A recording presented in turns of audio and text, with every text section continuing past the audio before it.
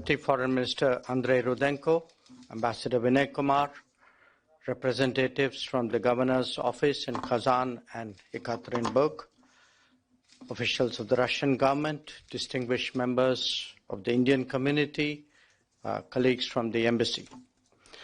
Good morning, namaste, dobre utra. I'm glad to be amongst you today and very much appreciate all of you attending this event.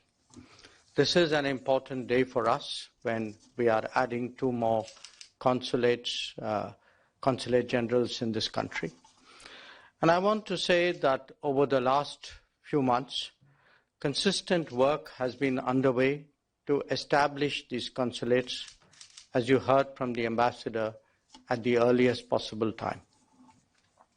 So let me begin by recognizing the support that we received from the Russian government. So, Mr. Rudenko, really a very special thank you. And also from the regional governments of the republics of Tatarstan and the Sverdlovsk region in this regard. Ekaterinburg is often called the 3rd capital of Russia due to its industrial importance and is the gateway to Siberia. Known for its heavy engineering, gem cutting, defense manufacturing, metallurgy, nuclear fuel, chemicals, and medical equipment. The region hosts one of the most prominent international economic forums in Russia, the INNOPROM.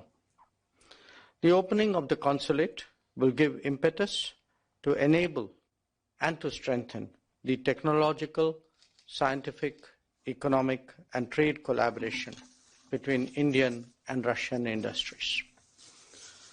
Kazan is one of the most visited cities in Russia. I've had the pleasure of going there myself after Moscow and St. Petersburg, and with good reason.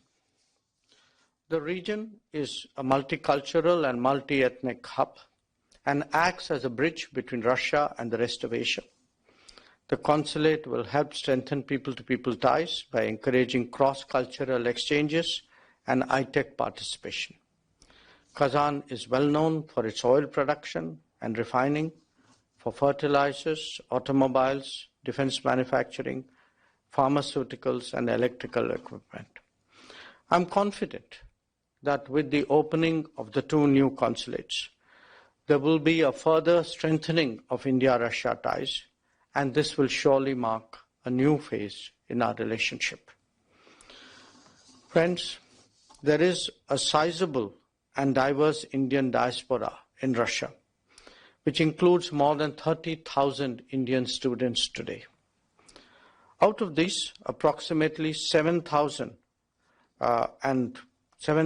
reside in the jurisdiction of the Consulate General of Kazan and 3,000 in the jurisdiction of Ekaterinburg. And I'm confident that the Indian diaspora, the business community, but most of all our young students, they will benefit from the consular services and the diplomatic presence of India in these 2 regions. So let me say this, I'm very sure that the opening of these consulates will not only enhance our diplomatic presence in Russia, but will act as a catalyst to further boost trade, to increase tourism, economic, scientific, technology, even academic and cultural ties between our 2 countries. The consulates will contribute to our joint efforts in increasing our bilateral trade to $100 billion by 2030, as envisaged by the leaders. So allow me to conclude by thanking you all for joining us today. This is a very important day in the diplomatic history of India in the Russian Federation. And I'm really very pleased as someone who started here in this embassy to be associated with the expansion of our diplomatic footprint. Thank you very much.